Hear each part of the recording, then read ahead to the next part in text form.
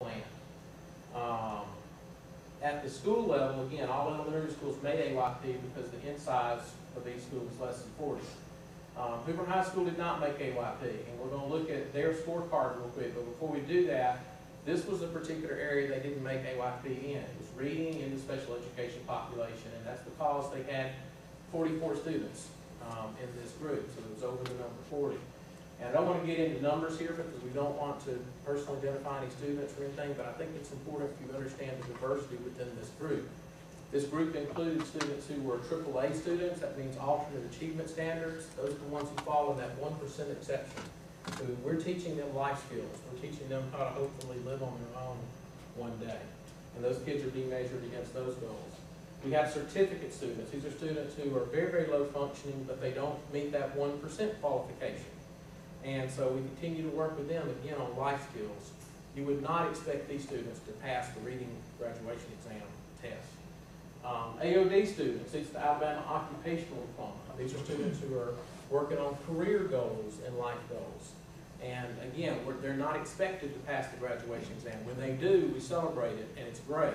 And they can earn a regular diploma if they do pass the graduation exam.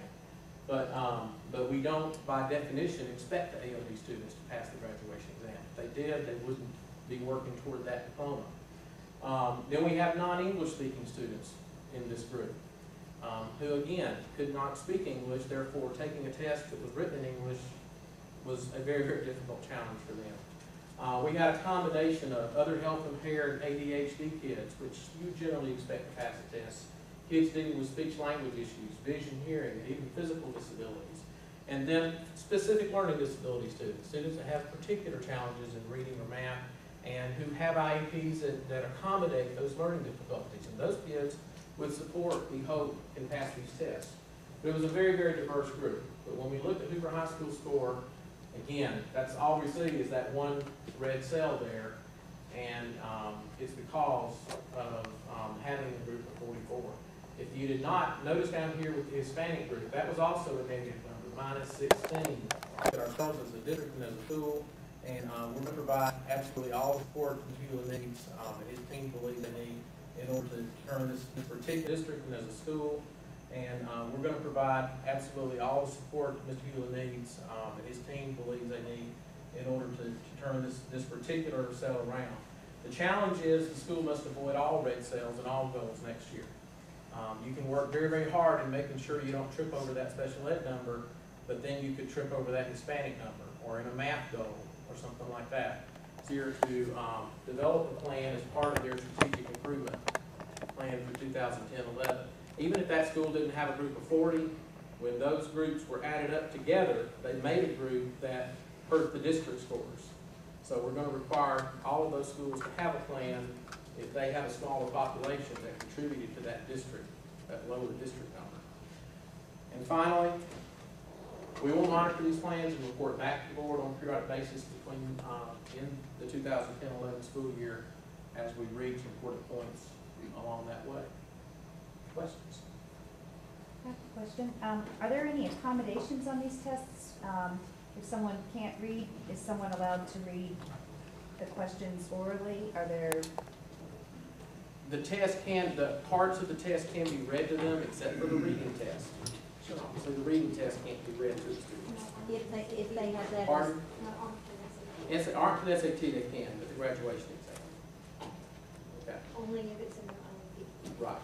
Only if it's in their IEP that the test has to be read to them. Let me add something too, Doctor. Throughout his presentation, he talks a lot about numbers and groups and didn't qualify and all that. I mean, what he's referring to all the way through there is he's referencing the law and how it treats computational. Don't fall into the trap of thinking because they don't qualify, we don't work with those kids.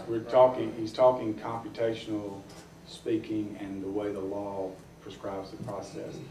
And I'll give you an example. One of the most encouraging thing, when I called Mr. Hewlin and we began a discussion on this, you know, if you listen to that and you know that next year, those 11th graders, there were 11th graders this year, they don't count for AYP purposes. But the first thing Don Hewlin said to me was, we're gonna keep working with those kids, and we're gonna get them graduated. And Ron, when he first started, he talked about that 99% threshold. And so I don't want you to get caught up in the mechanics of computations and lose sight of that. And that was the first thing that came out of Don Hewlett's mouth. And I was very impressed with that, because if you just wrap yourself up in, quote, making AYP, which we don't, and you can look at our scorecard and our strategic framework and see that, the first thing he said was, we're not, you know, I know they don't count for AYP, but they count at Hoover High School and they count to us, so we're going to continue to work with them.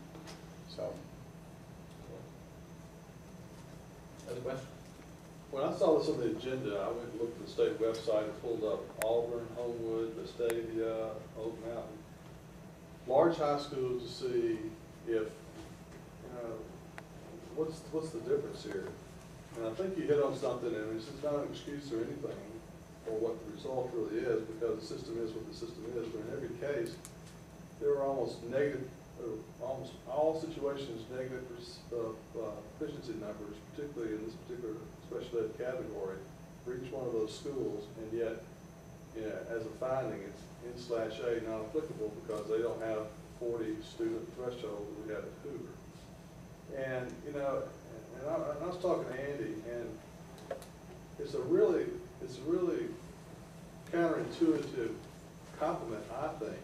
And that is, Hoover's a big high school, but everybody knows, whether it's a restaurant, you cook the best food, you get the best clientele, the better job you do with any class of students, or with any curriculum, or with any program, the more students you're going to be drawn to your school. And yes, we seem to be the only large high school in the state of Alabama with that subgroup, because we have 44 students and nobody else does. And it's because Barbara Mayer and everybody else is doing a very good job. And likewise, we attract students who need that kind of support, help, and instruction. It's very good point. Very good point. Just amplifying that, it's just amazing how many people are trying to get into this system that Louise Wood has to filter out, because they're contriving ways to get in. They're so desperate to take advantage of our system. So that's exactly right. Well, the good news too, I think, as a board member, is in hearing Ron's presentation, there's nobody trying to make any excuse for anything. It's almost like we know there's an issue here. I mean, the system is what the system is. It measures results the way it measures results. And by God, we're going to take it right on and do what needs to be done to do the best we can to improve upon it. And again, we're doing a great job, because we're trying to attract a lot of kids on both ends of the spectrum. That is, the IB, AP, high performers, and the other end of the spectrum, special ed, lower performer. And I think the moral of the story here is, we reach very high in the school district, and we've got kids who reach very high and achieve very high things.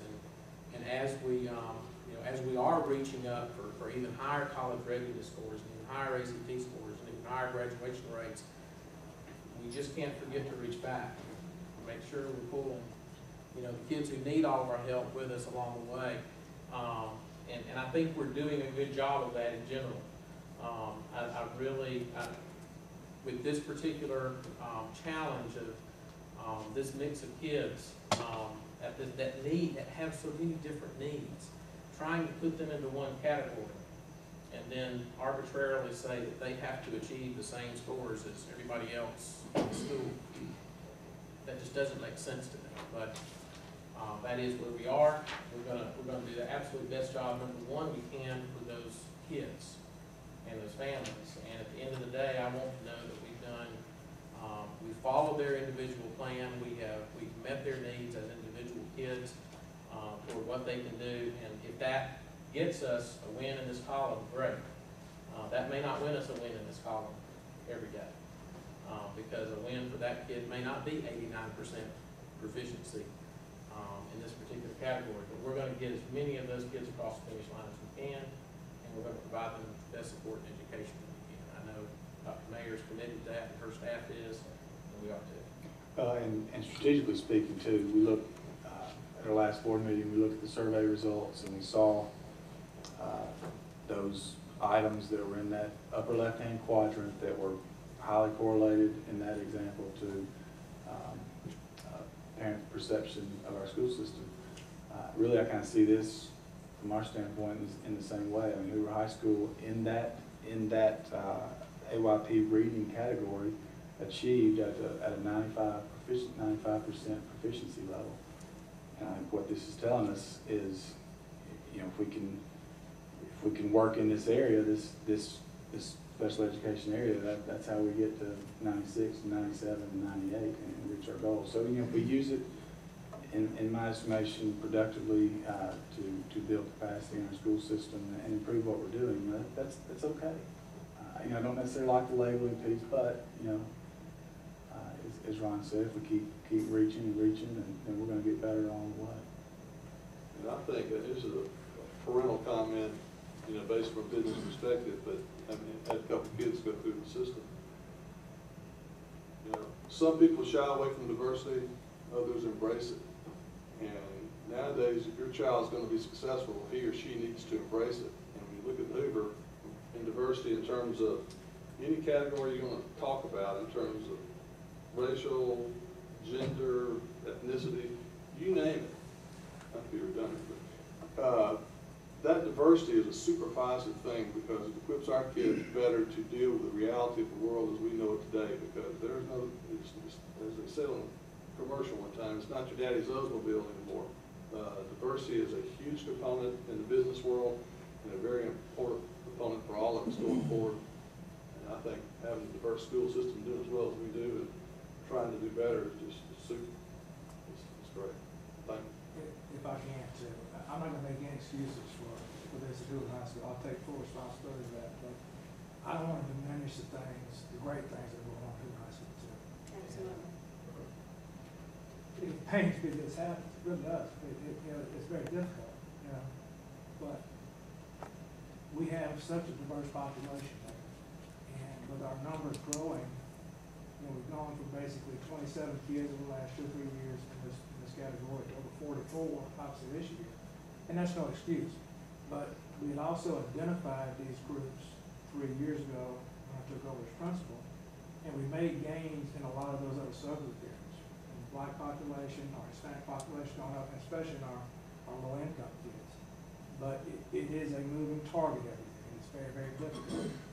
But I don't want to diminish what our folks are doing over there. And we'll get it fixed, but it frightens me because, as Ron mentioned, a lot of these kids overlap into many different categories in those subgroups. So it's very difficult when you have that population to make all of those subgroup proficiencies. It really is.